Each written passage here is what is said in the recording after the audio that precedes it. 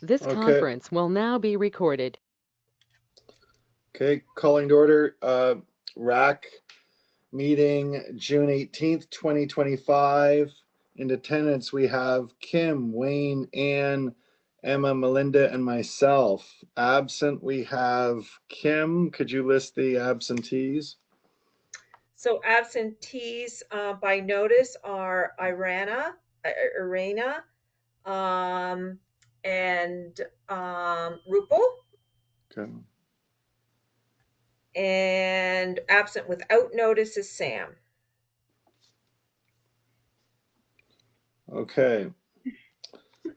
So we have the resignation of 2 RAC members. Yeah, so both Dave Mole and Sally Cohen have chosen to resign from RAC. We received in office this past month their resignation letters. So very sad to see them go. I have sent them a "we will miss you" email on our behalf, but they both put in a lot of work, a lot of volunteer hours, and definitely going to miss their presence on this committee. So big thank you, big shout out to them for their time. It was certainly appreciated, and yeah, we'll definitely miss them. Yeah, I want to second that. I mean, as busy as they always were, they always did whatever they possibly could do to help out. So they were a huge help to this committee. Mm-hmm. Okay. Any disclosure of pecuniary interest? Seeing none. Okay. Motion for approval of the, what is that? It says for March 19th. That was the last. Oh, approval of agenda. That should be Oh, for that should be June 18th. Okay, so that's yeah. today's. Okay. Okay. Motion to approve today's agenda.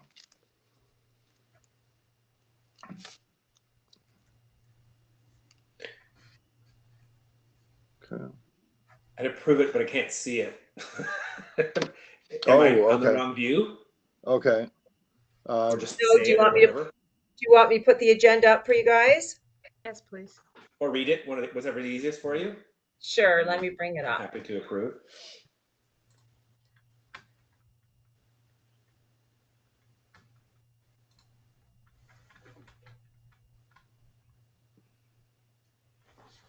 Meeting agenda. There we go.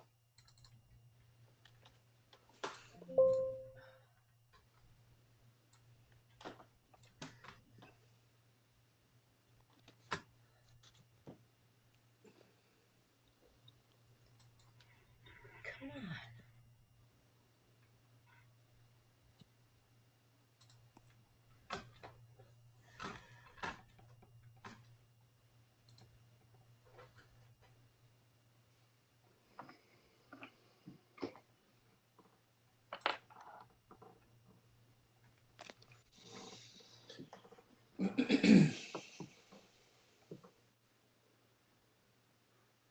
Kim, is it just easier to present it to? Oh, there you go. Thank you.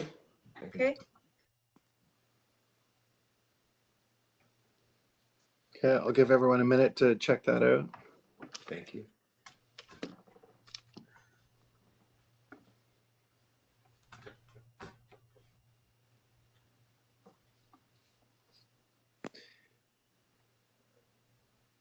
You good?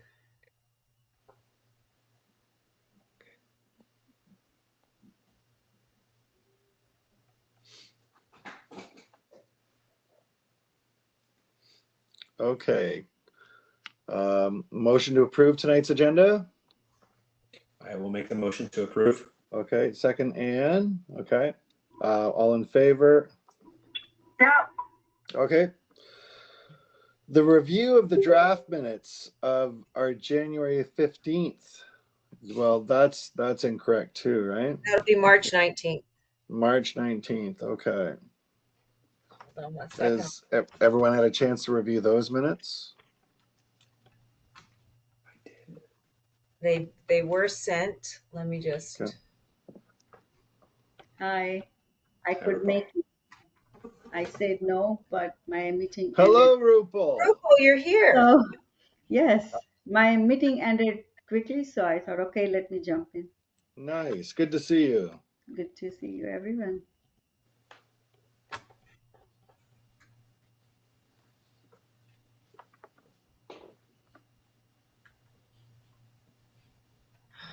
I apologize. My mouse is not cooperating in the least here. Kim, if you make me a presenter, I can share it from my screen. Great idea.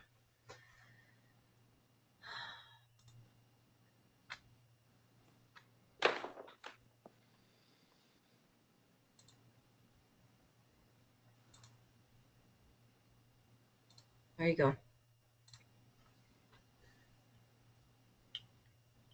You're a presenter, Emma. Perfect. Can you see it now? It's coming. Yep. Yep. Okay, Is that the wrong one? Oh, hold on. That's Go maybe the wrong one. here? Yeah, but Yes, that's today's.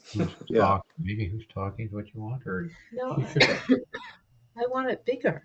Yeah, so who's talking will make that person bigger. That's Emma. Yeah, so go to who's talking. So who's talking? And then This is March 19th. so It's small.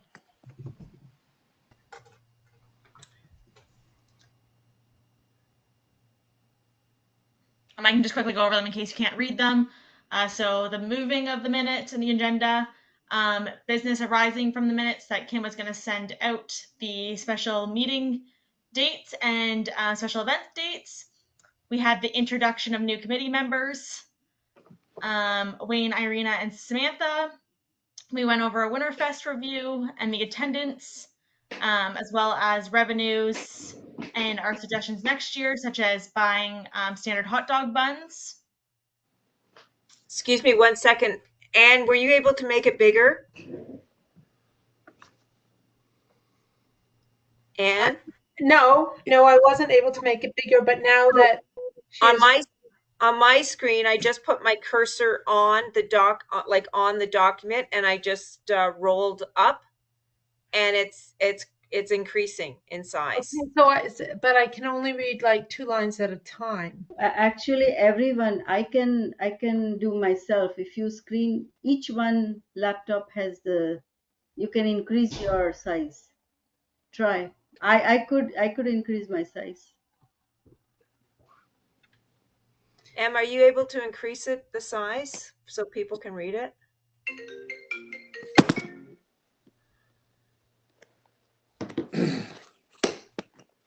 How's that look? Again, I'm only getting like 1 line Yeah, at it's a time. good. You could email it, perhaps, and people could look at it if you have a quick email I'll send it right now. distribution list.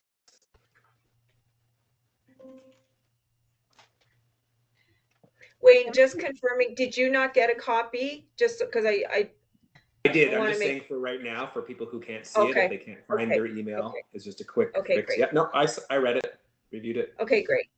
I read it too, but for the last meeting, and I haven't read it since. The Okay. last meeting was canceled, and I didn't read it again. I mean, I could probably search for it, but am I the only one? If I'm the only one having trouble reading it, I don't want to take everybody's time.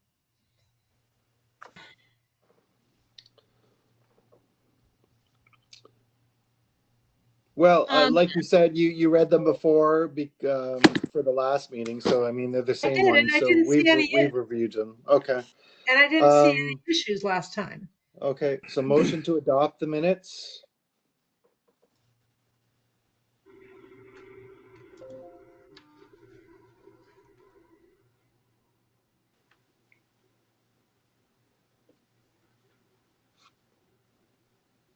I'll make a motion to adopt. Okay. Right. Second. Second me. Thanks. All in favor? Okay. Ann, in favor? Yes. Okay, good. I'm trying to get back to my proper screen, sorry. Okay. Any business arising from those minutes?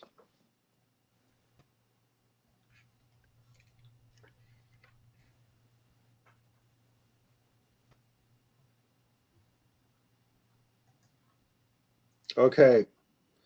Unfinished business and deferred items. Kim, spring euchre review. Okay, so I've asked Emma to talk about the spring euchre review there, please. Okay. So for the spring euchre review, or the spring euchre, it was the Valentine's euchre, and then we ended up changing the date from February 14th. We then changed it to February 28th. Unfortunately, we had a inclement weather that night, so then it was changed to March. So we then changed it to the spring euchre tournament. We had 42 people registered. I believe my files, I only had 38 showed up, but it still worked out for even numbers. And I'll just go over the finances. So for registrations, we came to $950 in revenue. Our bar revenues were $176 for a total revenue of $1,126. So some of our expenses, we did have to hire a bartender because we didn't have enough volunteers for the evening, which was $120. The prize money given out was $180. Our special occasions permit to be able to serve the alcohol was $150. Wine and beer came to $186.50. Our snacks and non-alcoholic beverages came to $77.99, and our decorations came to $21.09 for a total expense of $735.58 for a net revenue of $390.42.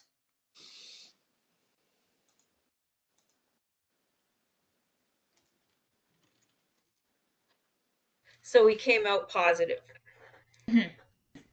And judging by the numbers, it sounds like you must have some inventory still on hand afterwards. Some alcohol. Did we not, Emma? I'm pretty sure we took some alcohol back. Turned it.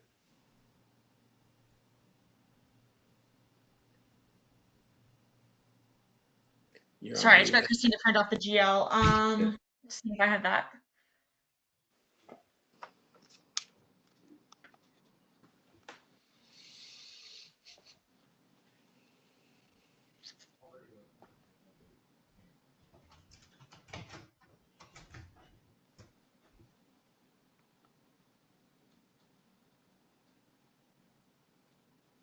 So why don't we just leave it? Emma will verify returns of alcohol. Yeah, I don't really care about that. I was just pointing out that, with the cost of the bartender, the cost of the permit, the cost of the alcohol, it didn't sound like the revenue generated from all of that was amounted to much. Whether, you want to go through all that trouble again. It's a good point, Mike. So by the time you pay for a bartender, pay for the SOP or like the permit, and buy the alcohol, we were sitting at 150, 270, add another 300, 370 minus 14, about $356 is what it costs to do the alcohol. And what did we make in revenue from the alcohol? So 170 or something, I heard. 176. Yeah.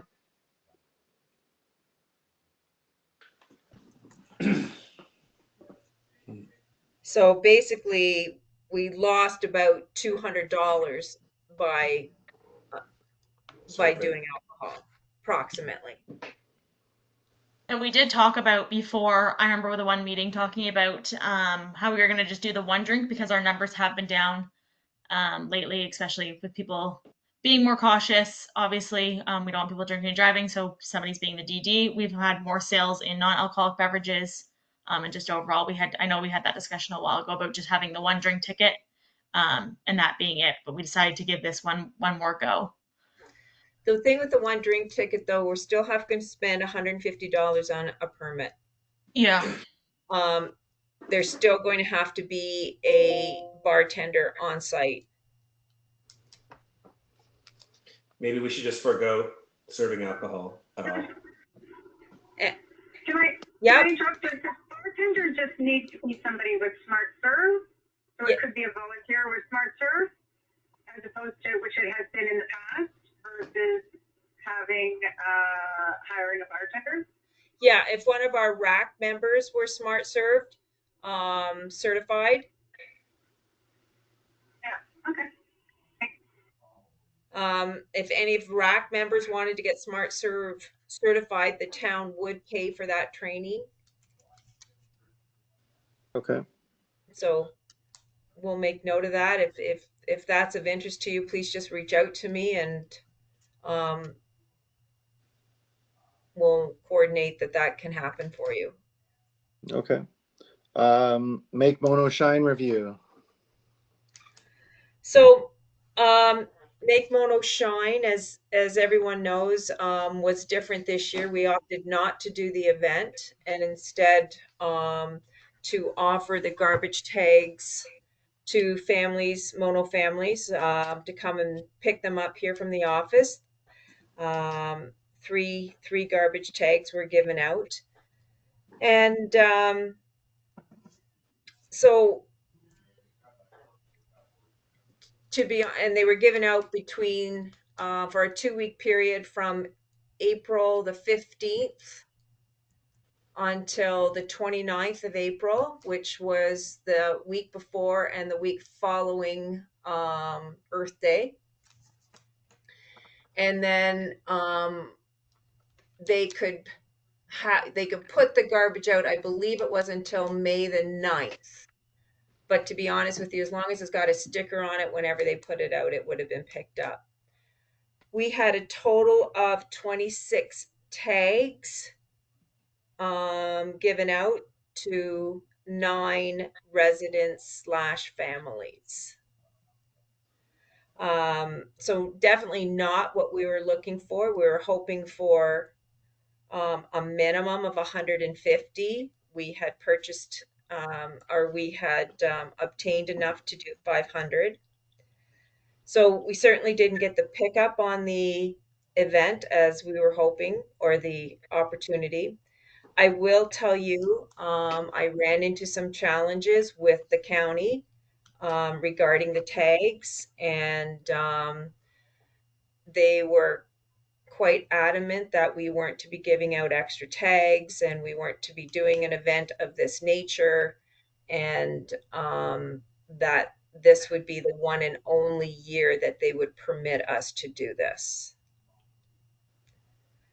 If we wanted to go back to a 1-day event, that was fine. However, because they handle the contract with GFL, and I had called GFL ahead of time, and GFL was fine with everything. They just had said to me, you better just contact the county because that's who our contract is with. So when I called the county, that's when they got involved and were not excited about what we were doing, in that we were letting our GFL was going to have to pick extra garbage up. So they said to me, if we wanted to put a dumpster like at the town here at the office for people to come and put their garbage in, that would be fine. But the problem was with GFL picking up extra garbage. Why is that a problem? Sorry. It's a good question. Like GFL counts how many bags are at each house and keeps track of that when they put it in? Well, no, the thing was, as long as you always tag, as long as the bag has a tag on it, there shouldn't be any challenges whatsoever. But no, they were quite, I'm just going to bring up. I'm sure the county gets charged back at a rate per every tag used, because that's considered over and above their normal rate of pickup. So that's generally why they charge extra. That's why the county doesn't love it. That's true, but how do they keep track of the tags? I.e., we took 200, so let's take the 120 back. Okay, so that they only get charged for what was used. I mean, because that's what I was asking. Like, where is the bookkeeping on how they know what's quote extra? The drivers pull the tags And keep the tags. generally. I mean, I don't know about the county's one, but I know that's how it generally works.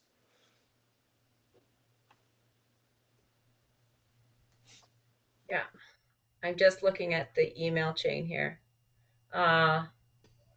So basically, it was we don't collect cleanups in the regular garbage. Our practice is that cleanup events or initiatives figure out their own disposal, such as procuring garbage dumpsters for event or individual drop-offs, or take the garbage to the transfer station at their cost. This is the case for all other cleanup events that we support through garbage bag and glove donations. Okay, well, that makes sense then. So they do not support cleanup initiatives.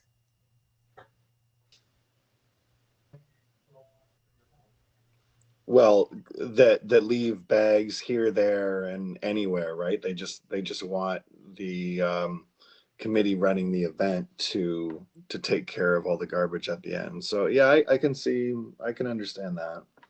So our choice next year is, do we cancel the event or do we go back to what we used to do? What if we went, what if we made it, I know at one point we talked about doing a community garage sale. What if we went and made it, and I'm just throwing ideas out here. I have no, believe me, this is right off the top of my head right now. Made this more of a community garage sale day with the opportunity to bring any roadside garbage that you've picked up, bring that to the community center, and we will dispose of it. So we kind of have a bit of both happening. So, does City of Mono will have potential earning or benefit from community garage sale? How we are going to City of Mono, how we are going to benefit from community garage? Are we going to earn something? Earn meaning, I mean, is there any benefit with the garage sale? Can you hear me? Yeah. Oh, is there any benefit? Well, it would be, the whole thing with Earth Day, reduce, reuse, recycle. It would be promoting that initiative. Mm. Can I ask a naive question? I'm sorry, my history is not as good as it should be. Have we done a sustainability sort of approach for a long time? Or is that something new for RAC?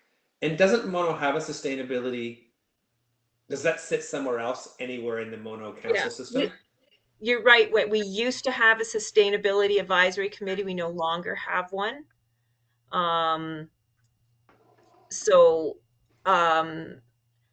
We were asked, I don't know, about 5 years ago to do something for Earth Day. And we ran an event, I believe, for 3 or 4 years, 3 for sure. And the first year it was quite successful.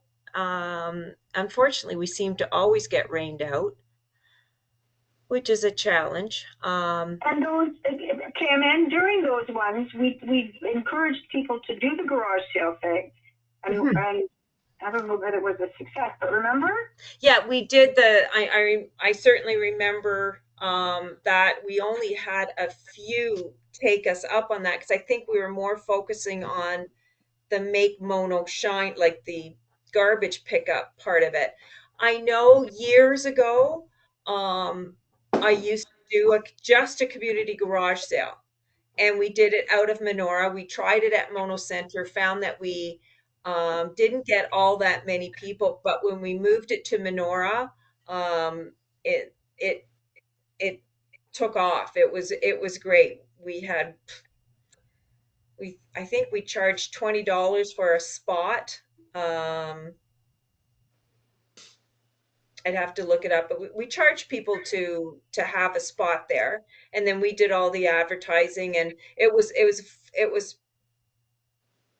focused 100% on having a community garage sale. And when I looked up, this is interesting. The other day I was going through the recreation programming needs study that Emma did for us a couple of years ago. And one of the events that people did say they'd like to see us do is a community garage sale.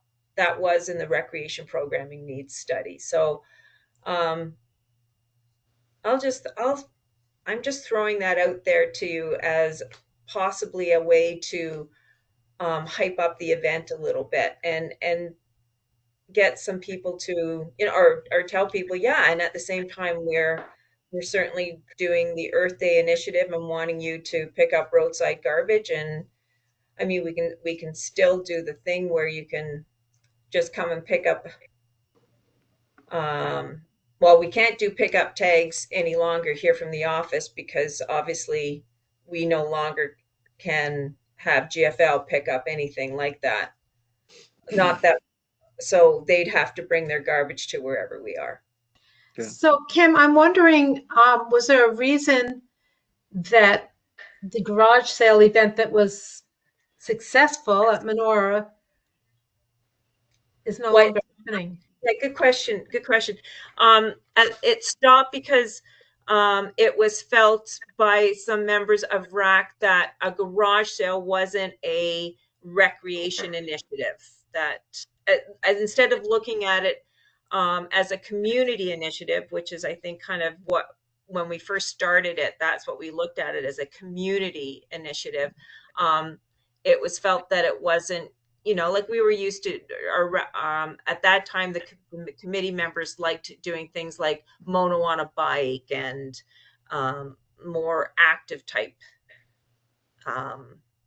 events. Whereas, recreation is very much bringing the community together. Recreation doesn't have to be physical. It's a social thing as well. But Well, that's what stopped.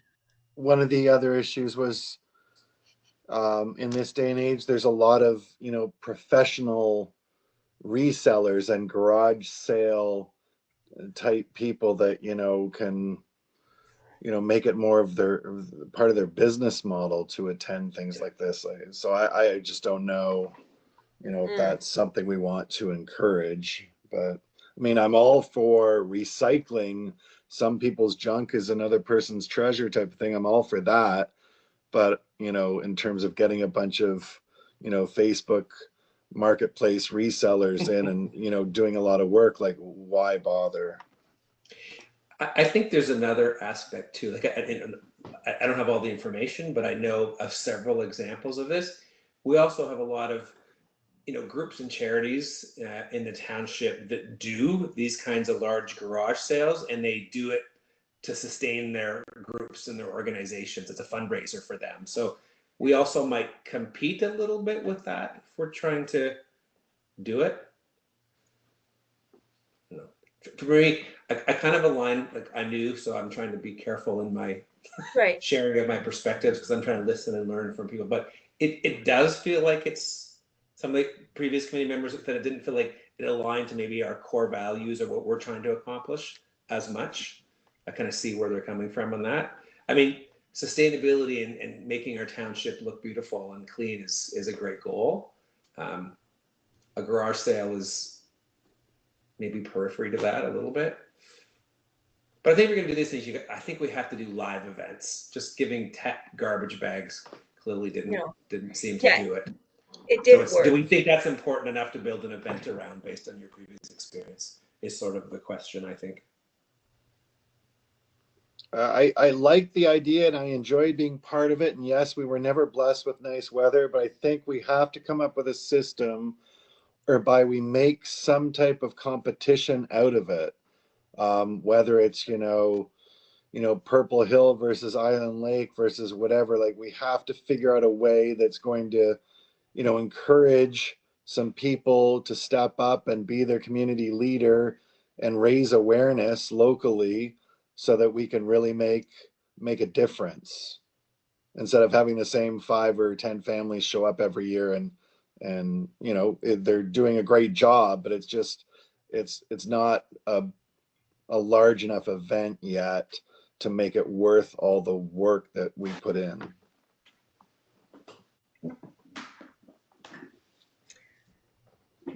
Yeah, I remember when we did do it, we had local businesses who were kind enough to donate prizes to us. And for every bag of garbage you brought, you were given a draw ticket. And then that draw ticket at the end of the event, it all, they all went into the big bowl. And as we brought a community prize up, like, perhaps it might have been dinner at the Black Birch or whatever, then we would just draw out of that bowl full of tickets. And like I said, you got as many tickets as bags of garbage that you brought. So that the more garbage you brought, the more it increased your chances of winning a prize. Mm-hmm. Which I thought was great. I thought it was great. I you know, Did we pay for Can disposal I? then? pardon me, go ahead, Did Wayne. we have to pay for disposal of the garbage that got brought in that scenario? Well, we were fortunate enough that the garbage that we collected fit into the bins that we have already between our community centers. So we didn't pay for any additional garbage pickup. Now, the one year, which we didn't, obviously not, but which we didn't do in 2024, was in 2023. We offered for 1 week following the garage sale, call into the office and let us know if you've got some garbage from from the community pickup and you weren't able to bring it to our special event day, and we sent staff out to pick up the garbage. That got very, very expensive. So we took that out of the 2024 event. So it was like, you have to bring your garbage to us on the day of the event. So yeah, no more for staff going out to pick it up. Can I suggest some crazy idea? Sure. What if we can, like with the garbage thing and the food trucks? So those who collect the majority of garbage, they can get advantage of some discount in food, buying food or something. Because I think I see lots of diversification in our town of Mono, and I think the people are more, um, want to promote their own business for food business, and I think people gather more where there is a food. I So I think, and food truck, we don't have to do anything. They have in their own. They buy. People buy. We don't have to do. We charge them for the place, and I think they would uh, be happy to be part of. I think. Yeah, it's an idea for sure, Rupal. I'm I'm a little hesitant because I think the food trucks would want us to subsidize. Like, so in other words, if somebody bought some garbage, if I'm understanding, or brought some garbage, and we um, we ask the food trucks to subsidize that, um, they're going to want us to subsidize them back.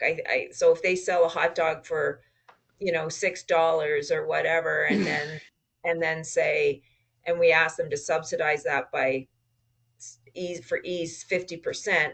So only sell your hot dog for $3. They're probably going to want us to pay the balance. So what if we just did a community barbecue? What if we just had a big community barbecue as well? Yeah, that's a good idea too. Yeah. Your idea about food drawing them in. One year we did do that. It was we did it in partnership with the Mono Tennis Club, and they did a barbecue. As a fundraiser for their club, but they looked after 100% all of the food and drinks and everything that way. But once you get into food, like if we take food on, it's a lot of work. But you know me, I'm all Yeah, for. I I'm know. I'm I'm big on community barbecues. I think they're a lot of fun.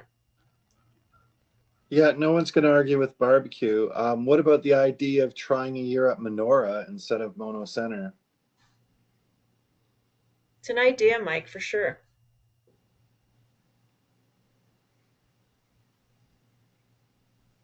Because I don't want to lose this event. It's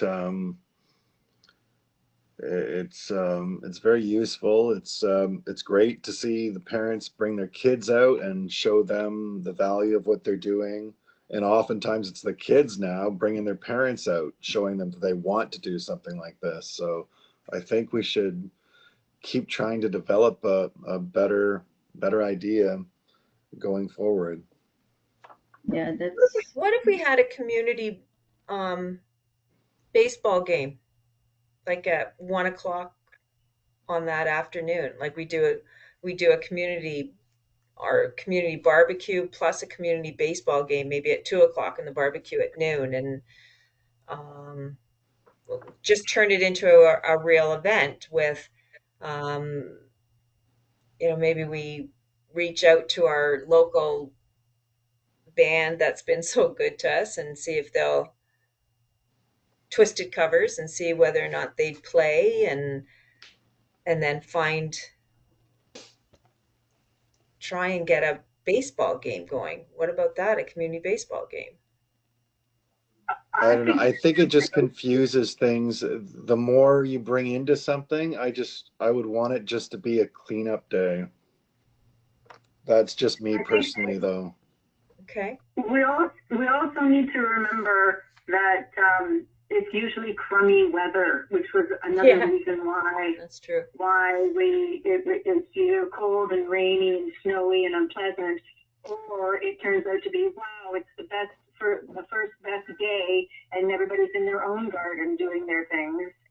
And I guess that was the reason why we thought we weren't getting the people out that last year, and the weather was not bad, but we didn't get very many people. What was the date? What if we changed the date? What if we took the date more into, well, I guess it's tough because the second weekend in May is Mother's Day, the Sunday. And then the third weekend is the long weekend. So is it the first weekend? Is that when we did it?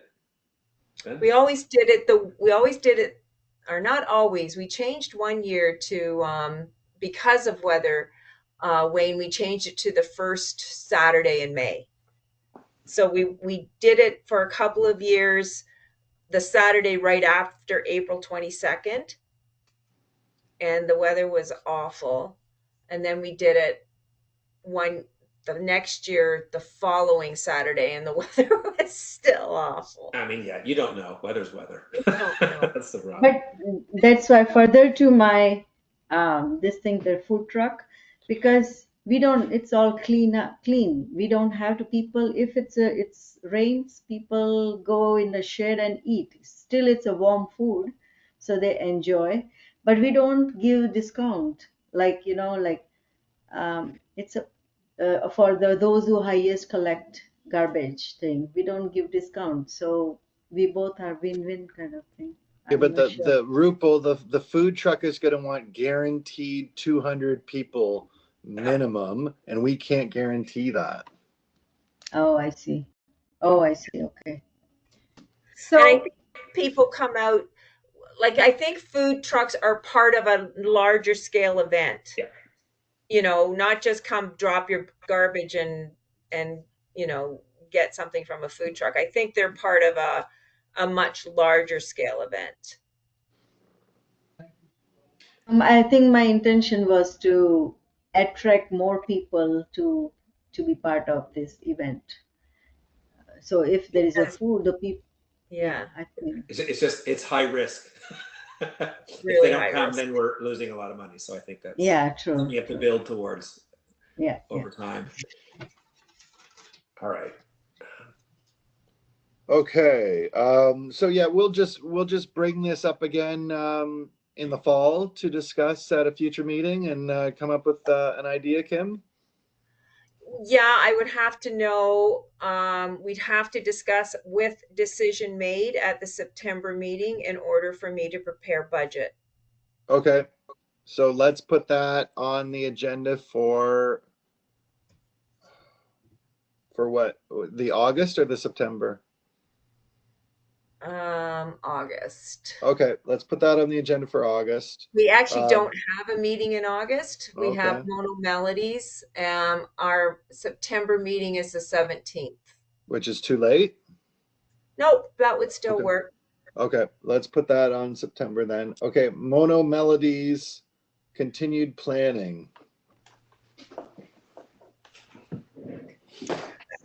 So I think the most important thing right now is to let you know that all advertising, everything that has so far been done in newsletters, the name has stayed at Mono Melodies. So to change the name at this point will confuse people. I think if you really want to change the name, you're looking at for 2026. But for this year, I think we need to move forward at least with the name Mono Melodies. But what would you like to see? What would you like to add to it? Like, I know Emma's got the ice cream truck coming. She's got that confirmed. I've also been in touch with a gentleman who teaches. Let me get it correct here. Ki Chong, which is a form of Taekwondo. It's an easier form of Taekwondo, a milder form, and I'll talk more about him in a moment.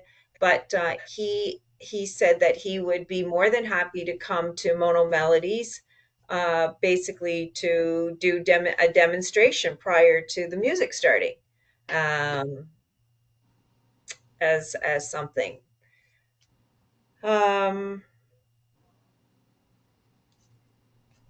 Not sure what else you want to do. Like years ago, again, I'm going back. We used to run a day called don't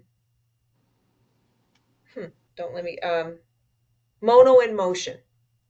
We ran a day. It was right after school got out. It was the first Saturday after school got out. We ran it at Menora Park. It was called Mono in Motion, and it was a big play day for kids. We had all kinds of different stations set up with different types of games. With we had watermelon eating contests. We had we did capture the flag. We did what do you call it? What you do at wintertime, Mike? The obstacle course. Geez, I can't remember them all. I'd have to go through the file, but you know, we did an afternoon from about 1 to 4 of running these games, and it was a lot of fun. Do we want to try and incorporate something like that into this? I just my personal feeling again is if you're running a music event, I would just want to stick to music, but that's Okay. me. Okay. Yep, that's, I get that.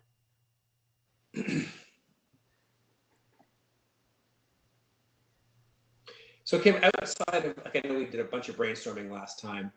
Can Right. you remind me where we landed, like for specific things that we have for that besides the ice cream truck, this guy who will teach us some Eastern meditative, whatever it is. I don't know Right. that word. Did we have any bands, or were still the invitation that went out was just to invite people to come? Or did we Yeah, have it's a just, core? it was more of a, on the newsletter, save the date. This is Mono Melodies Day, blah, blah, blah, blah. At this point now, we have to really gear up the advertising, because normally we've asked people to let us know by mid-July, like send us in their audition tapes. We go over their audition tapes at our RAC meeting, which is July the 16th. We decide on who we want to have there. And then, and then we're able to do a poster up of here's who is going to be at Mono Melodies. Now, Anne, do you want to talk a little bit about your suggestion? Which, yeah, go. Let's. Anne did send me some information or a So suggestion. I think I sent it to everybody, but Oh, good. I think at that time I thought we were possibly changing the name. But I get it. I get it. It's kind of too late to do that now. I'm not suggesting we do that now. But I don't know if anybody else is familiar with going to a concert that's called open mic. And it's kind of a cool thing. There's two ways it can be run. It can be run that people show up and they bring their guitar or their fiddle or something, and then they go up from the audience. And I'm not suggesting that.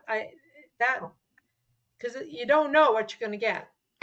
But the other one that I attended, it was an open mic, and they must have had 20 different musicians or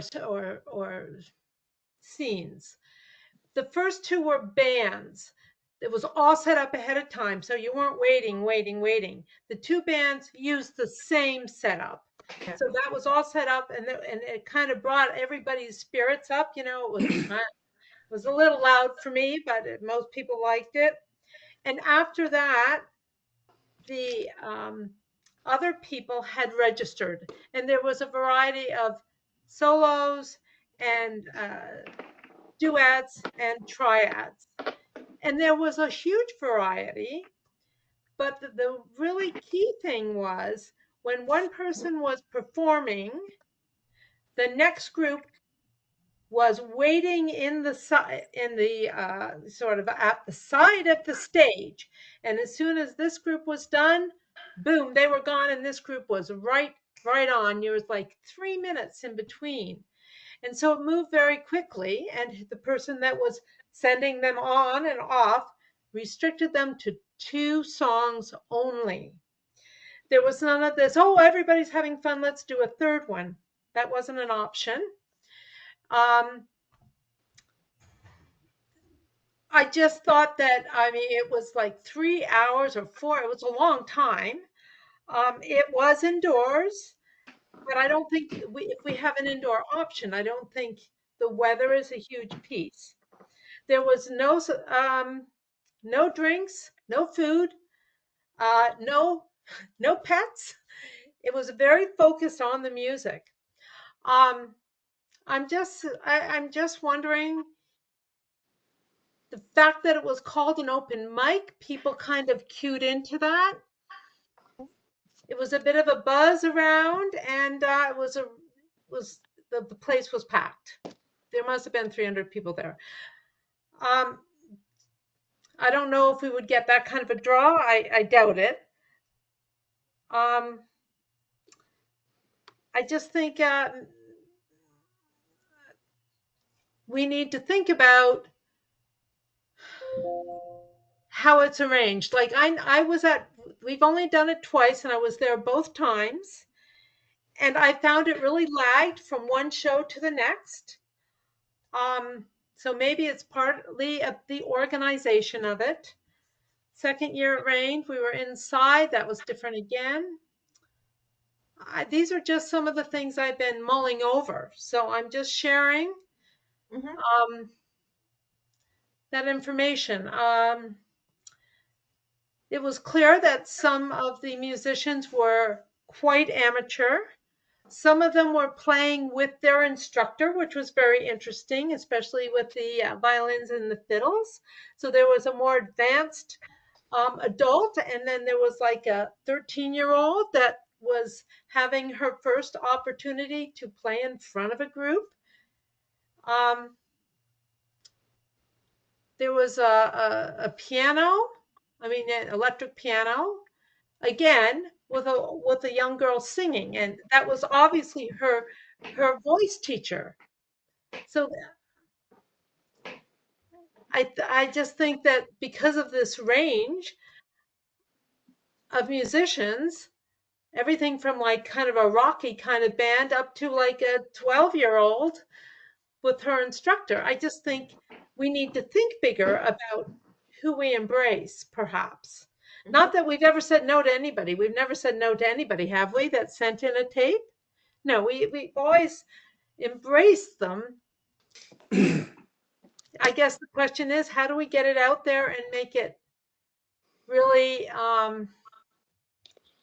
something people want to perform at? And the more that you have performing, the more you have audience, I believe. But I do think that it's got to be quick. I think that was a huge piece of it, and it began and end within a minute of what they said. It wasn't like you were waiting around and then at the end it dragged. It wasn't like that at all. So I'm just sharing my experience. Yeah. I would just say, Mike, you've got Melinda here. Oh, okay. Melinda, go ahead. Thanks so much. Thanks, Anne. Yeah, I know that our mandate with this event was exactly that, to have amateurs. And so last year we did, that is who we had, where the names came from the people who were instructing, right? And there was one fellow who was actually the teacher who performed as well. And I thought that our flow, I'm not sure what it is you're saying, but our program was slow, I think is what you're saying. I think it's our advertising and getting out to communicating with the local music schools. Are we behind, Kim, with respect, and Emma, with respect to when we started advertising in previous years? It's the middle of June. Were we doing it in May already before? Yeah, we're actually behind, I think, because we missed those April and May meetings. Right. We are behind in our advertising, so it'd be something that would have to start tomorrow. So I think, and I don't know, did we just advertise, or did we actually call up? Of course, we called the fellow Jeff from Twisted Sisters, and that's how he got us a couple of people too. But did we actually call up a casting call, as it were, out to the local music instruction providers? Did we do that specifically? I didn't do it in 2023. As you know, I was not here for 2024. In 2023, no, we just strictly did our social media, our newsletter, and right. And then I think as well, once we got Twisted Covers, they helped us even in 2023 with an act or two. Right. But I know last year, Twisted Covers was, when I was talking with Emma about this the other day, they were her lifesaver in that they were the ones that reached out to people that they knew. And that's where the acts came from. You know, Emma was very, very thankful for the assistance that Twisted Covers gave. Other than that, there was no one who sent in. And am I correct, Emma? There was no one who sent in a tape. I think we just had one, because I Oh, remember we had one and we gave it to the end of the week. If Jeff couldn't get us people, then we were going to figure out what we were going to do for the event last year, because we only had one submission. So then I would suggest that we do, because there are a bunch of instructor school kind of children's things around. I don't know about adults, right? But I mean, the whole idea that we were wanting to have it as local people who are looking for that first opportunity to stand in front of an audience. So if we have the date and whatever, I'd be pleased to make some phone calls, but I think cold calling the actual instructors around, you know, an idea for something for them to work towards, a recital thing for their summer, right? Right. Yeah, I think, you know, to reach out to Broadway Music, I'd have to look up what the other ones are. Yeah, I mean, I think we need. maybe it's in my mind of there's dance places around, but there's got to be guitar and whatever, right? But well, obviously the Broadway music place, they teach lessons right there. But there's got to be other ones like piano lessons and stuff. Though I guess you can't. No, you can bring an electric keyboard, right? Yeah, they would have to supply their own. That's that we don't supply any. I'm just a little confused as to the vision. Like, is this a high school talent show type thing? Like, I don't know what we're trying to do here. I just would like a clearer vision of what we're trying to accomplish. Mike, I think you're right on, because we have to have a goal and a little bit of a focus or a little bit of set of criteria of, you know, the level of talent, the scope of talent, because we'll go down if we just want to have a good time and get people to the end, right? If you have a bunch of 7-year-olds who are plucking on a keyboard in a band that's really good, like, I don't think you're going to give your audience the experience they're looking for. So I think we do need to decide what are we trying to build in the next few years, and then after that you can reconsider it. But you got to have a target, and then we have to be clear about what's the criteria. I don't mind going out and talking to different music schools and different little bands that I know of, but that's when you have to be able to give them, this is the kind of talent we're looking for and the level. Maybe you have a couple of bigger bands that you get into sort of be the anchor to draw people in, but you know, I don't think we've been overly clear on that. And I'm happy to do some reaching out, but we have to decide as a group. I'd also recommend that you maybe do a subcommittee for listening to tapes rather than bring it to a RAC committee. Yeah, good point. When it initially started, Wayne, what we were looking for is for people who had talent that wanted to basically have free advertising, like they wanted people to know about them. So here's an opportunity. We're going to give you a venue. We're going to do your advertising for you. We're going to put your name on a poster, and then, you know, we're going to give you your 15 to 20 minutes in the limelight to entertain people. And you know, they had to send a video into us. We thought we would get more than we did. So as it turned out, as Anne said, pretty much whoever sent a video in, we gave them their time. We're probably not getting my first. It wasn't meant to be tiny talent time. No, but I got you, but you have to communicate whatever it is that you're going to be. Young adult, communicate that, or else the stuff won't come. I'm sorry. I had Melinda. Could you say your thing again, Wayne, and then Melinda, I'll get you to say your thing. Sure. Yeah, no, I guess it's a little bit more of the same. Until we align on what it is that we're trying to build in the next 2 to 3 years, and we can clearly communicate, you know, what we're trying to build, therefore what we're offering, whomever we're inviting, because you have to offer something to get people to come.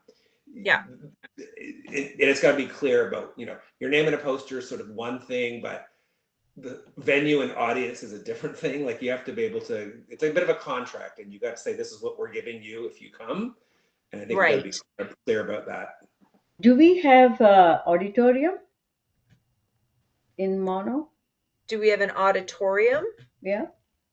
No, we have our two rental facilities like Menorah Pavilion and Mono Center. Oh. Yeah, but we don't have like a concert hall or anything like that with a stage. No. Hmm.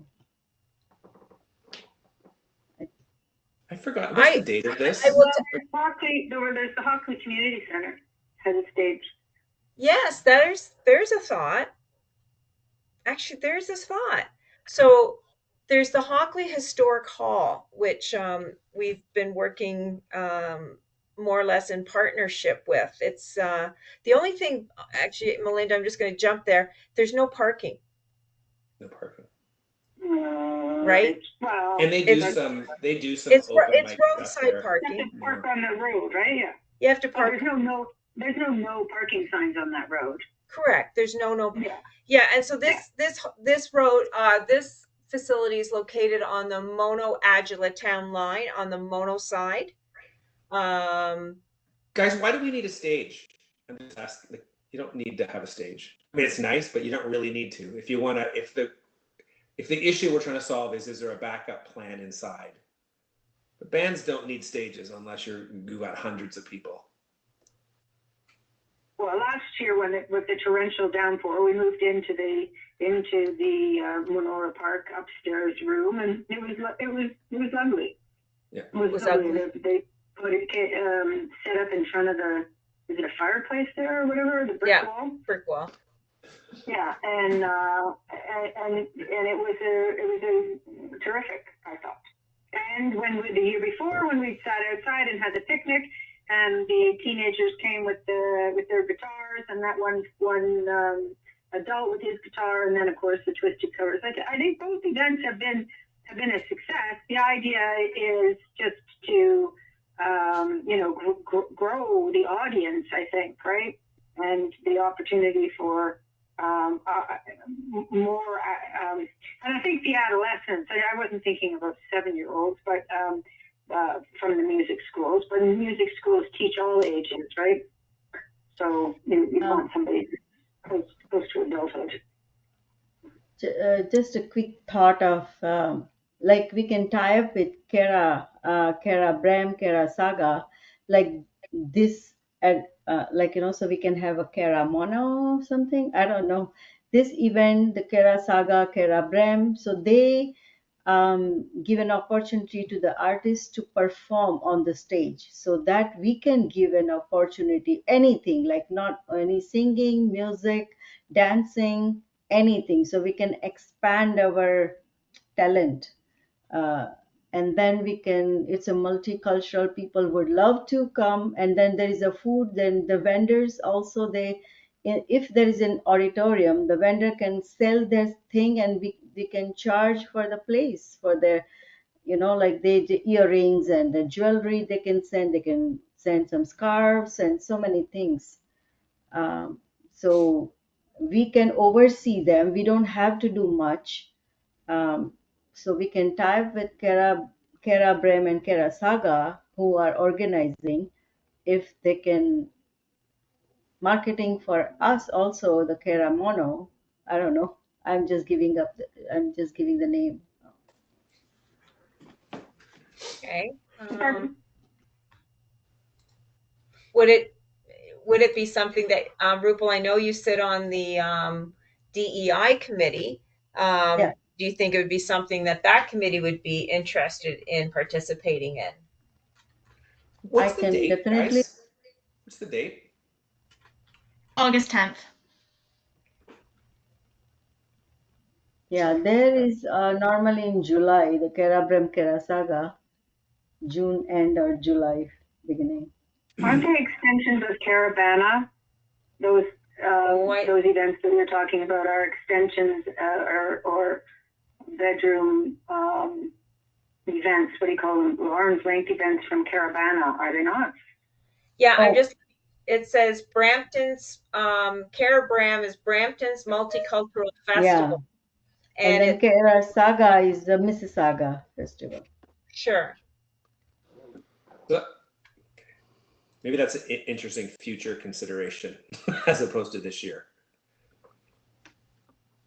I like the mono music in our park. That is the cultural event that's trying to play. I think the idea of the wonderful park setting with the gazebo and so on. I mean, and as I say, moving it into our lovely event center was nice as well.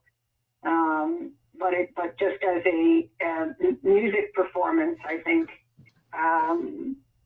amateur music performance is kind of the way to go. Yeah. And it was meant for, you know, come bring a picnic, bring your family, come sit on a blanket and listen to some music. That was the gist of the whole day, or the afternoon from 2 to 4. Hey, Kim, I want to throw something out there about Mono Melodies. So I hear you that we've already sent out one posting on the calendar. I don't know sort of if it got bigger than that, but you actually have an opportunity to give it a new name this year, built around a whole story that we're trying to rebrand, reintroduce, revitalize this event. And rebranding it with a new name is actually part of the story. So I don't think because we've said Mono Melodies is happening in this date that precludes you from really kind of going in a slightly different direction around the communication. I still think the audience, or like the intended audience or participants, still might need to know more about what we're trying to accomplish. Like, we're still trying to figure it out, but we got to communicate that out to the community. So you got to create something that does that for them. And so you can build that messaging can be built into a rebranding. My 2 cents. Okay. Would that rebranding be something that anyone from the committee would be willing to take on? You know, how to, like, to do it, to make the flyer, to make the, you know, get the word out.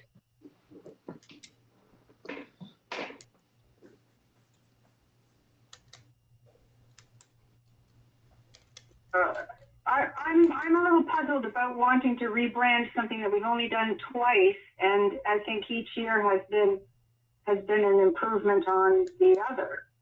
I mean, like, we're building something, but is it that everybody would prefer to have a summer? Because this is August, right? That's the other thing. An August commitment. Is anybody going to be around in August on the committee? I know that I am, but you know, it's holiday time. What are we rebranding it to? I thought that the discussion that we had a couple of meetings ago was that the name you felt wasn't representative. It was unclear that we were talking just about music and performance. But now, are we actually talking about wanting to have a completely different kind of event in the summertime that Mono puts on in one of our facilities? Sorry, my comments around rebranding were just because I thought the last committee meeting we talked about giving it a more modern name, so people, you know, it is a name that conjures up maybe a certain profile of event. So yeah, I don't have a strong objective around doing it. I was just picking up on the previous meeting, and so I'm not rebranding anything beyond the name. It just gives you the opportunity to communicate. So is a thought that Mono Melodies is not catchy enough? I think I don't know anyone who would actually go to an event with that name. It just doesn't inspire you to get in your car and go for me. Okay, so I'm just going to say something. So this past weekend, I went to an event. I only found out about it on the Friday. It was called Caledon Day. Okay. Caledon Day. Oh yeah, I was there. Caledon Day. I'd never heard of it before. I had no idea what this event was. somebody at work mentioned it, and I thought, you know, that might be fun. I'll take my grandchildren to that, right? I was not inspired by that. Like the name Caledon Day didn't do it for me. What did it for me, and what will do it for me for every year from hereafter, is how incredible that event was.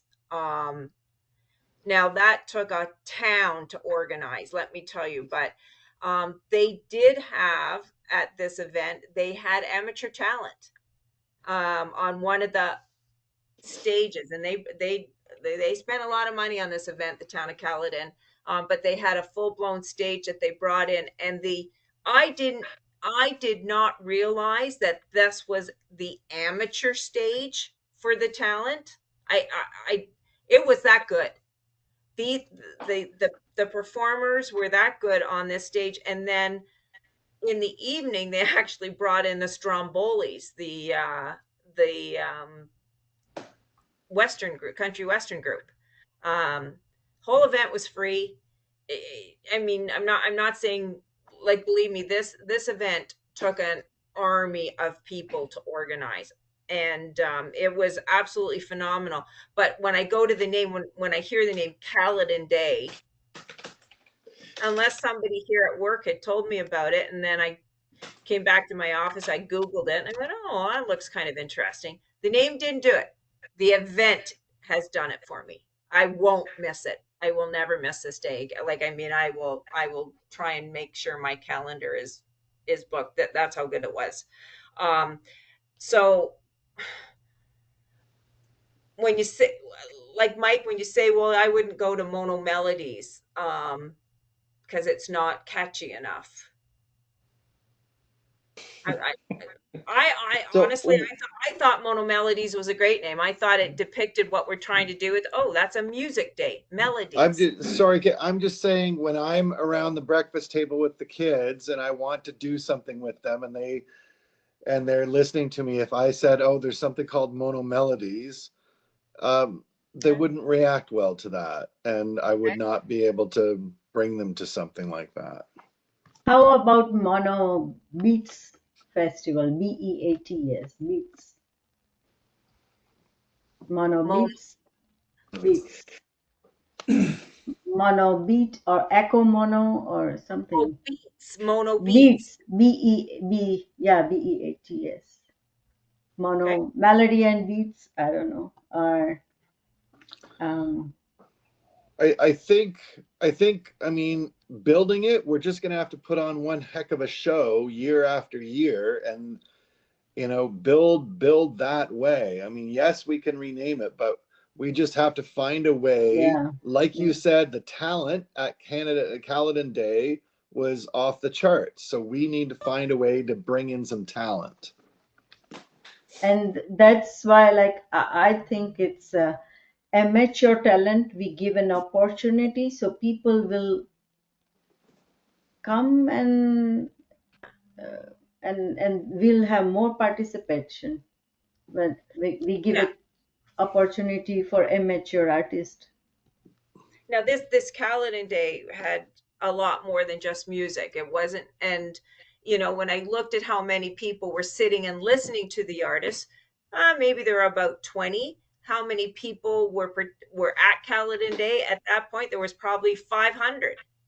But they had, it's been going on for a while, that one. Yeah. Yeah, they had so many things going on. That it was almost like a fall fair in the summer. Like that's really what that event is. It was almost like a fall fair. It was extremely well done.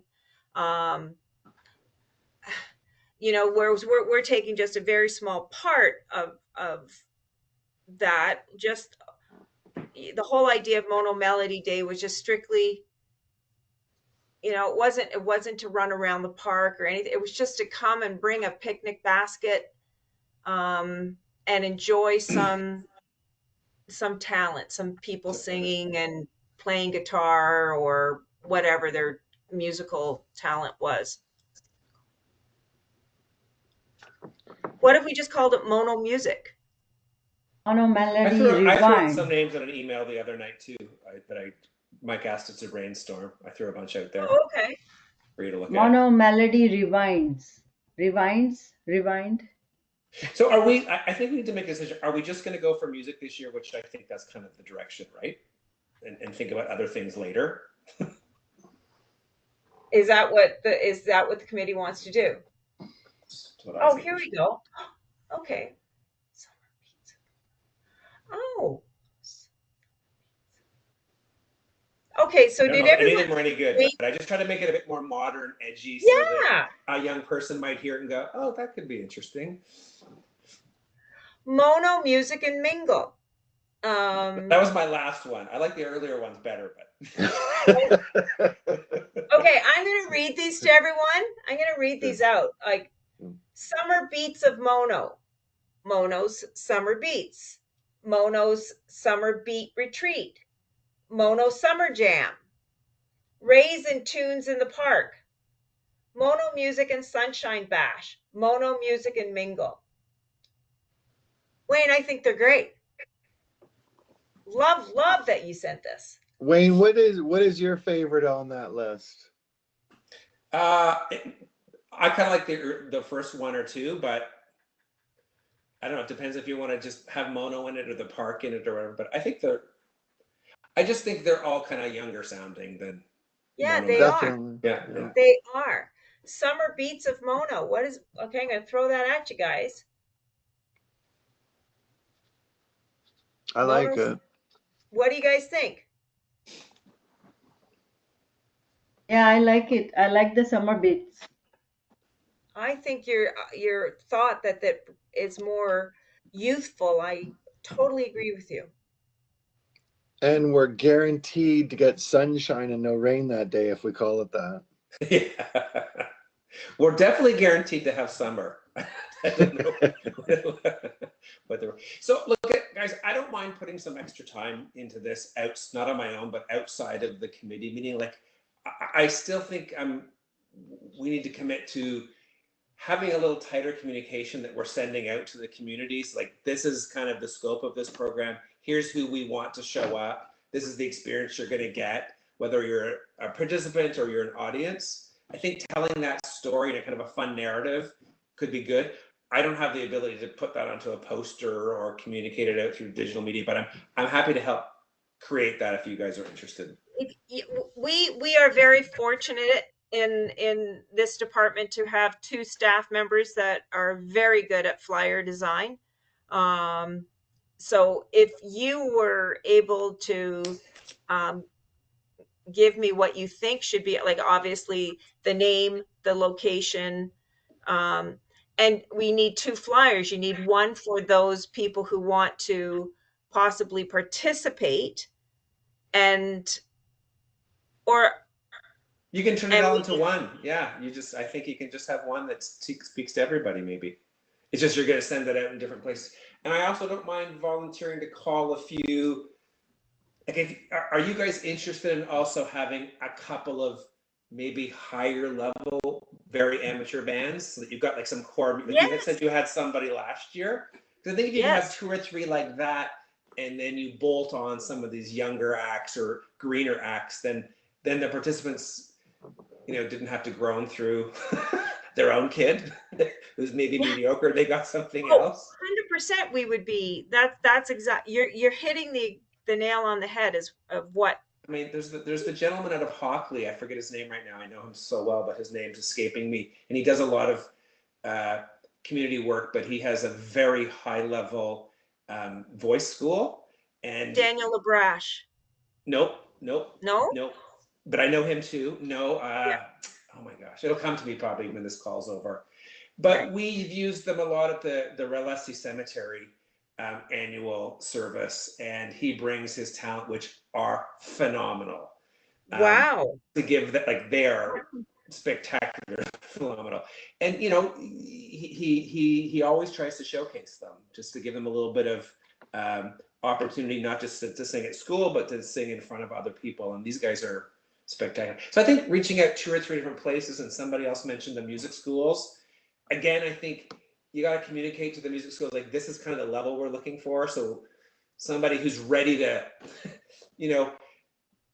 enchant a crowd, somebody who's ready Yeah. to, try their, high experience in front of a group rather than someone learning to pluck. Yes. Well, can I jump in, because this is a no money event. There's no budget for this to be paying people. So the bottom line of why we had and I think that the people who have performed for the last 2 years that we've had the event were not plucking. They were good. We didn't pay them. We didn't offer to pay them. I wasn't suggesting that either. We can't pay them. So people who are, and it was interesting that the Twisted Covers was keen the first year, but then the second year when everybody was on vacation, that's when Jeff then, brought his own students and so on. And again, we gave them a potted mum that's worth $10 a piece, right? So now if we're wanting to have other people around and up the ante and so on, then to be something, like Kim's saying with Caledon Days and things like that, then we're going to have to ask for a budget for this. Well, okay. So what if we did this? What if we, made it clear to who we reach out to that, we can't pay you, but we can certainly advertise your name, like on our lineup and things like that, and people will hear these people, and that might lead to somebody saying, I wouldn't mind having that person at my wedding or whatever, right? And during our reaching out, we take that opportunity, Wayne, some of these people that and say to them, well, what's your experience? Like, would these people expect to be paid? Would they want to be paid? Would they do it for free? Like, and gather some information about that. Yeah, I'm not suggesting we pay anybody. I think this is totally No. amateur. I'm just saying you have, look at, I thought I heard that a lot of the talent came through the person that you had who was kind of already at a higher level. What, Twisted Covers, you call them? That's where we got it. So I thought we were trying to figure out, so we're not just relying on that person to give us talent. We're also communicating and going in. But if you're communicating, you've got to have a story to tell you. This is kind of what we're looking. So I wasn't trying to make fun of previous talent. Right. I wasn't there. That was not my point. But when you're telling people that you're looking for something, you have to tell them what they're looking for. That was just my point. At what level? Yeah. If you're trying to build something, you got to have a bit of a definition of what that is. That was my point there. Yeah, I think it's important that, we communicate that we're looking for people that other people would want to sit and listen to. That's the whole thing. We want people that, and I think that was the reason why we did the what do you call it? Where people had to send in their audition tape. Yeah, the demos. Yeah. Their demo tape. Yeah. Right. Because we did decline somebody. I forget who it was. But we did decline somebody over the 2 years. Okay. Yeah. And So I didn't mean to give the impression that these were teeny boppers that I saw at open mic. These No, I even didn't get the that. younger people were significantly talented, even if it was their first opportunity. So I think sometimes, some of the responses I heard after I described this was that this was like a talent show. No. This was highly talented, even if they were 13. They weren't just plucking for the first time. They were possibly accompanied by somebody else. Yeah. So it was enjoyable. It was a Yeah. huge range of ability. Some were highly talented, some were in the earlier stages. Yeah. But it was enjoyable for the audience, and it was also an opportunity for the artists, if you want to call them, to present. So I didn't want you to leave with the impression that this was just like a random thing. The other thing, if you're really looking for a modern name, the modern name is Open Mic. Just saying. I always am nervous about a word like beats. We know what we mean, but that's also a beat. Where somebody's beating up on somebody, I have a little trouble with that. Just saying.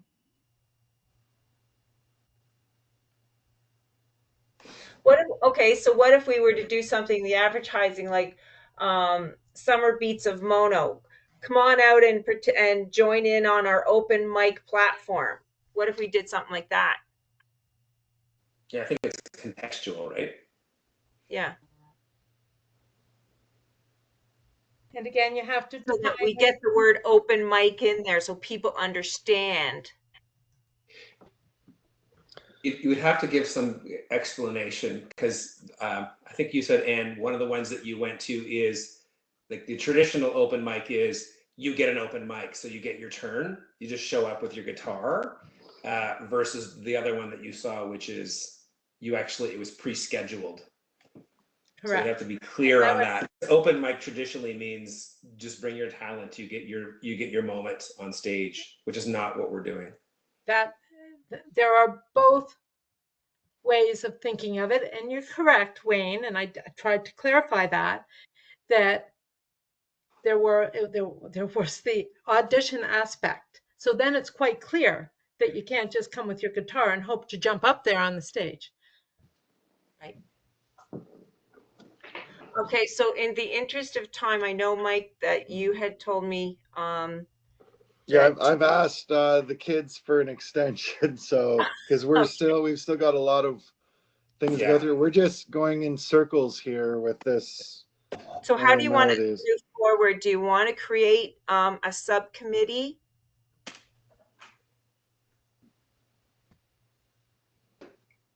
I think the main thing is we just need to work the phones, and we just need to find some talent, and then whether we bring that talent to a subcommittee or I don't know. We just need to move on. Okay. I think we're a pretty small committee that I don't know that we need to break out to a subcommittee as well. There's only a few of us, given that it's such a late date to try to get the advertising out for this year and some calls out to people.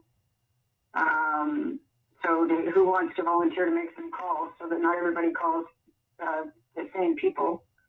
If we want to do that, then we can get the social stuff out through the office like usual. But we don't have any advertising out yet, right? And have we decided in this conversation now that we are changing the name for 2025, or we're staying with Mono Melodies, since that's what's been advertised in the newsletter, and all we're doing is now trying to find our act? What is the thought of the committee?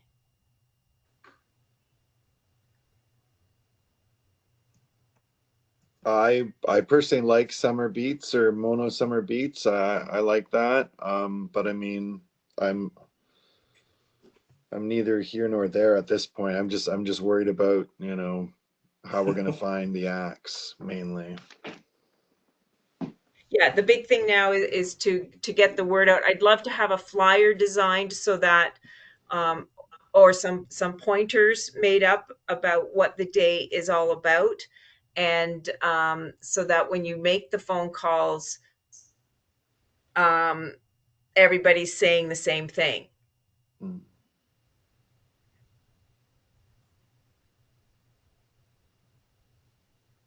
Yeah, I have no vested interest whether we change the name or not. I think long term it's a smart thing to do.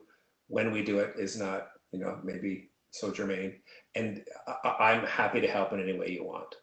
But great. I'll be honest. I do like the name Summer Beat. Yeah. I do like the name. I do like the name. I do like the name. And how about if our poster says, Mono Melody providing summer beats, and like you add it into the lexicon on the posters this year, and then you drop the Mono Melodies next year, and you just carry on with the summer beats. But the point is that we're needing to communicate with some people to get it. Yeah. Mhm. So I'd be happy to call people. It sounds like Wayne's happy to call people. So we can divide and conquer. But you want to have the poster drawn up first so that we just can read off of that, or you don't trust that we can tell people what it is? No, as long as everybody's on. I think through this conversation, and I through the minutes, and Emma, I'm going to kind of push you to, if you get the minutes done up sooner, and we'll get them out to everybody. That this is an event to, this is a day to just come in and sit and enjoy local talent, local Amateur talent. amateur, musical Developing yeah, amateur talent. developing, or yeah, local amateur musical talent. Okay, Right. so I'll send an email out to the committee just for the 3 different acts that I have either contacted or will contact, just so that no one We else don't wastes their double time up. with them. Yeah. Sounds good. And then we have to reach out. We have to reach out to Jeff. The other thing is, for the last 2 times and for Winterfest, Jeff is the guy with all the audio equipment. And so, and that's what happened last year, how it did go smoothly last year between acts, because the kids just came, the performers just, I use the word kids, performers just came, but they were, hooked up with Jeff's equipment. They brought their guitar, but the electrical part and the speakers and everything was already there. So we need to find out whether he's able to help us again. And if not, then we need to look at how we're going to handle that. Yeah, I can call. His name is Jeff Canlett, and I can certainly give Jeff a call with Twisted Covers. Okay, so then we'll know to be able, if he says, yay, yes, I'm keen to help, and in fact I have another student that I'd like to have play or whatever. Yep. Then we'll be able to tell people, the amateurs that we've contacted, that it's you don't have to bring everything and set up everything. We do have some stuff. You just need to bring your instruments. Yeah, and I'll be honest. I think our deadline date of July the 15th to have their tapes into us. To me, that's a little fast. What if we said they had to have them into us by July 31st, and then we're able to tell? Oh, I guess that only gives we would tell them on the 5th whether or not they're coming on the Sunday. I guess that's a little late, but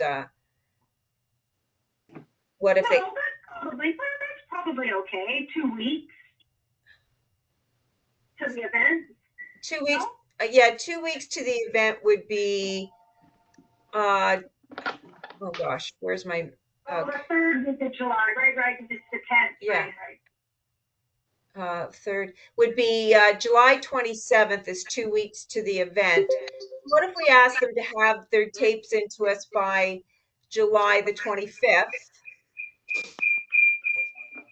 And we spend the 28th and 29th trying to figure out who to offer it to, and then tell them by July 30th. That sounds good to me. Thoughts, everybody? Yeah, I have question. What is the age limitations for the amateur talent? Well, I guess there's no real age limitation. It's how talented are they musically wise? Like, do we want a 5-year-old? I mean, I hate to count anybody out. I mean, I've heard incredible 9-year-olds sing over social media. So, okay, so it should be okay. Yeah, exactly. So, okay. But I don't just think want to make opportunity for like we said, like, this is your first time you've ever been in front of an audience and you've never sung before, and you just want to see what your reaction is going to be. Who'd we just lose? Mike, we lost Mike. And I'm unfortunately, just I switching have from to my go. He's back, iPad to my maybe. phone, Oh, okay. only because I've got to go get the kids. But I will still be listening, and I'll have you on speaker. Okay. Unfortunately, guys, Okay. I have to step away. I had only till 2:30 booked, and I'm already half an hour Yeah. into the meeting. So anyway, sorry I couldn't stay to the end, but pleasure. Thank you, everybody. Let me know. Thanks for all your help, Wayne. No problem. Thanks. Bye-bye. Appreciate your Yeah. help. So at this point now, with with Wayne gone, 1, 2, 3. No, we have quorum. Rupel's here. We're still good. We still have quorum. We're good. So moving on, Senior Superstars update. So what I wanted to let you know about is I had a fabulous meeting with a new Mono resident, and that's happened this week, last week.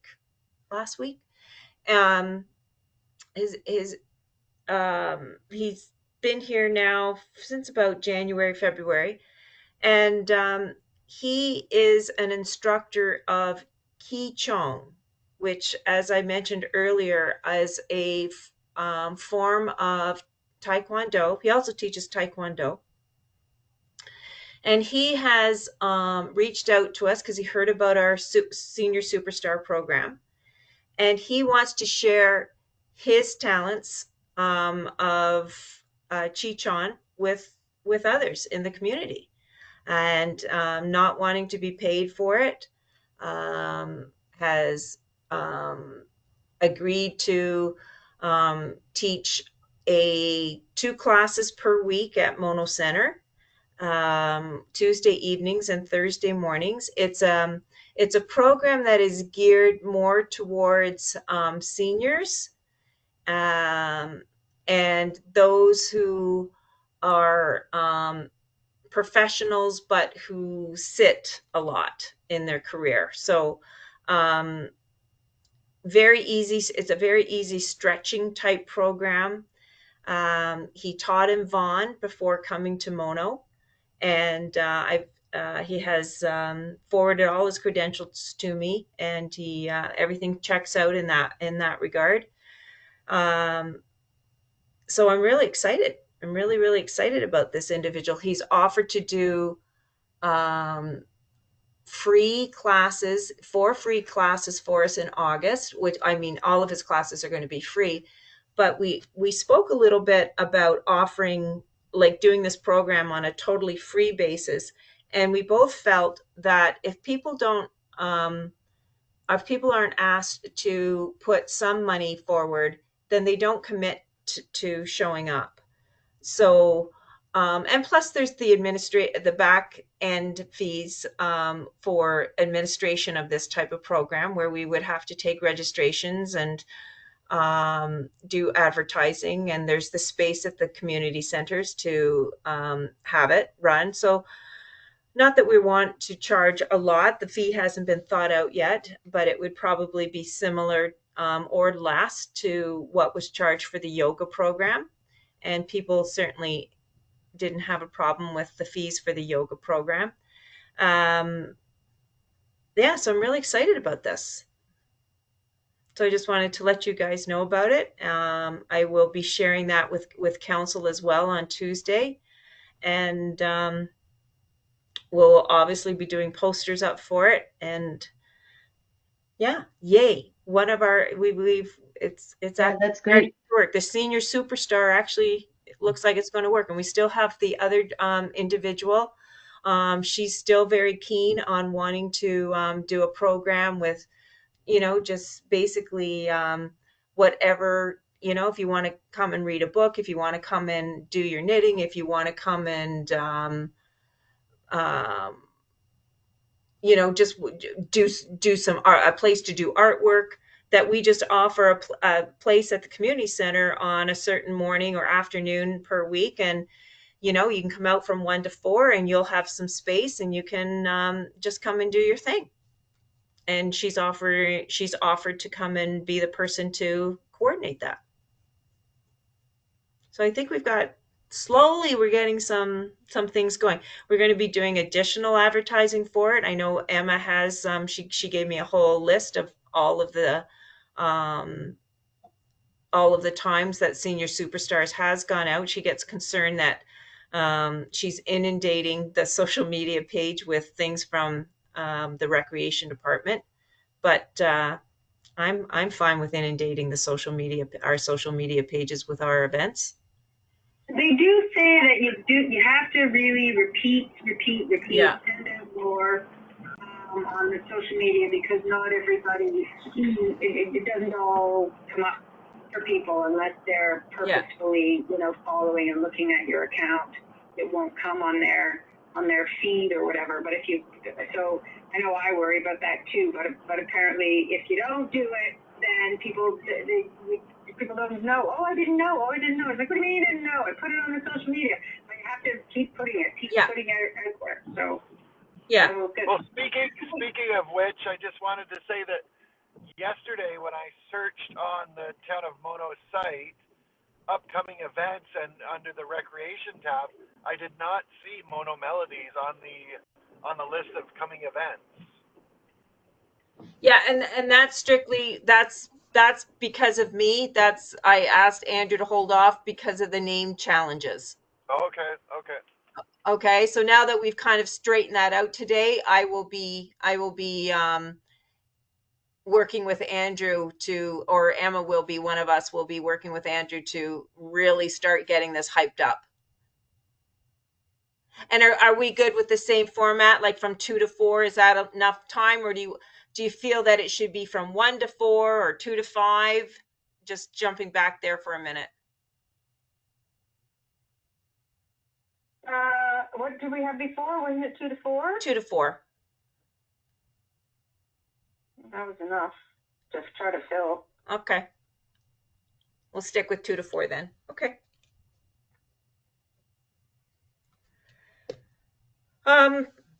Okay, so just moving forward, the Mono Ping Pong program review. I spoke with Karen Rosenbrock, who was our senior superstar, who runs that program for us.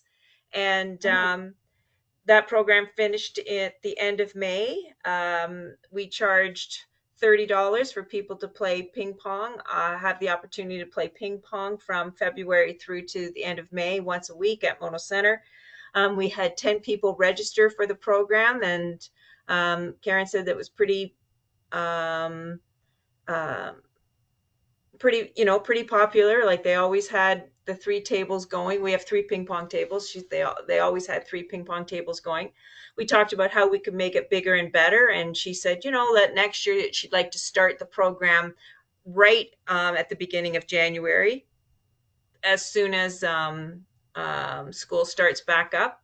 So we've already pre-booked it. I think we put January 9th or something like that, Emma, whatever the Wednesday, whatever the Wednesday evening was. And then we also talked about, they run the program from 7 to 9, and we talked about that possibly from 7 to 8 they would have the more advanced players come out, and from 8 to 9 would be for the more of the beginner intermediate type players, because she said sometimes there was a bit of a problem with people coming out who were just learning how to play ping pong, and they would get paired up with someone who was quite good at it. So she thought that was an idea that she'd like to move forward with, is having the 2 separate time blocks. I know I participate in a program on Monday evenings where we do that exact format, and it works really, really well. So that's the update on ping pong. Summer soccer, Emma. I bet Emma's looking at the forecast right now as we're. You bet I am. Yeah, soccer's going good. We started last week. We have over, I believe it's 220 kids signed up, with a wait list probably of about 30 other children on it. So very popular, seems to be growing in interest. And one thing we hear a lot about our program is how organized it is compared to other ones. So parents really enjoy that, as well as it's very reasonable, especially with the changing times in the economy for kids. So yeah, it's 10 weeks. And then again, we have Blissful Treats coming again at the end of the year. I believe it's August 13th is the final day, August 11th or August 13th, whatever that Wednesday is. Blissful Treats is coming again. The ice cream truck from Shelburne. He's actually a Mono resident. So he doesn't charge us. He just charges us the product, which is great. So yeah, I'm just getting ready I have to order all my year-end gifts and that sort of thing. So getting on that. But yeah, the season's off to a great start. That's great.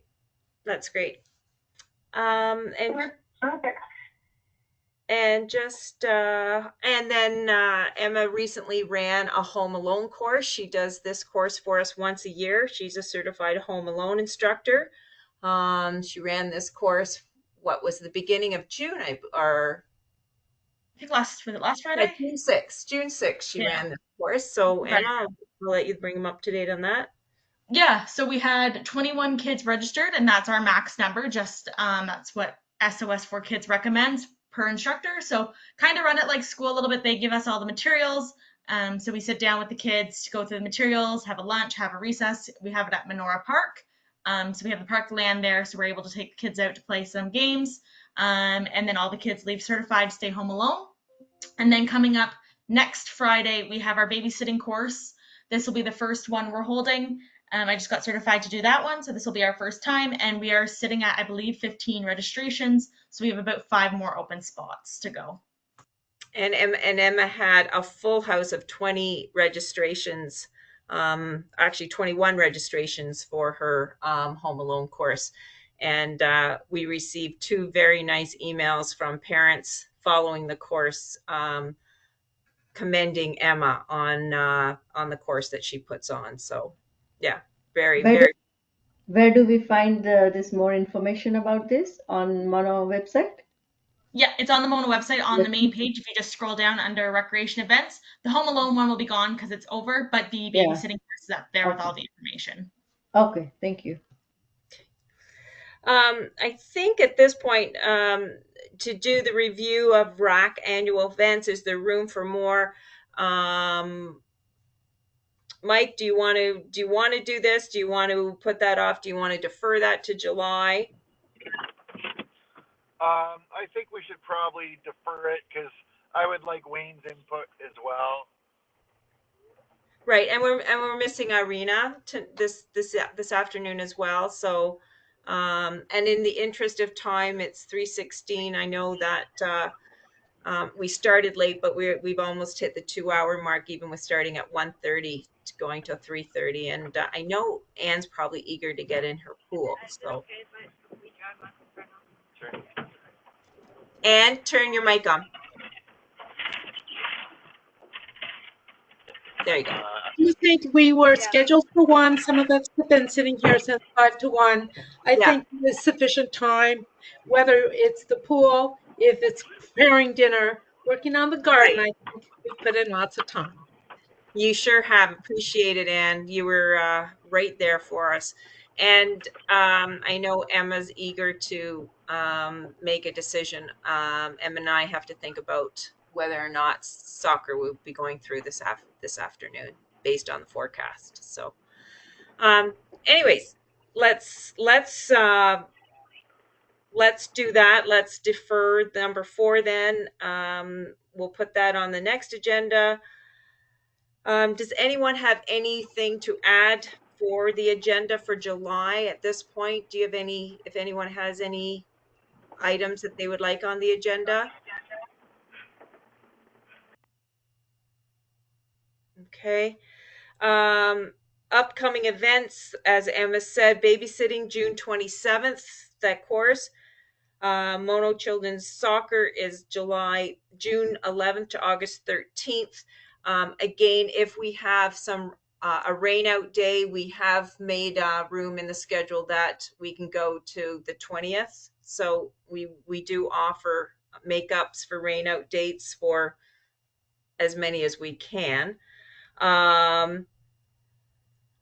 Mono Melodies is scheduled for Sunday, August the 10th. The Children's Halloween Party is Sunday, October the 26th. And our Christmas Bazaar is Saturday, November the 8th. Those are our upcoming programs at this point. Next meeting date is July 16th at 1 p.m., a virtual meeting again. And you should have at this point received your go-to meeting information for that date.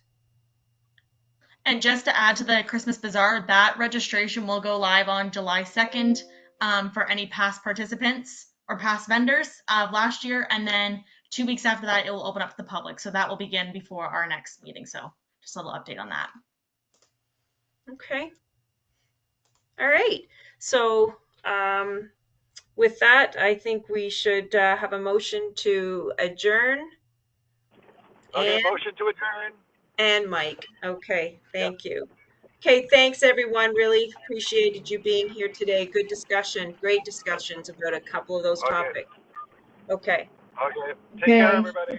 Thank you. Bye. Bye. Bye. Bye. Thank you. See you, kiddo.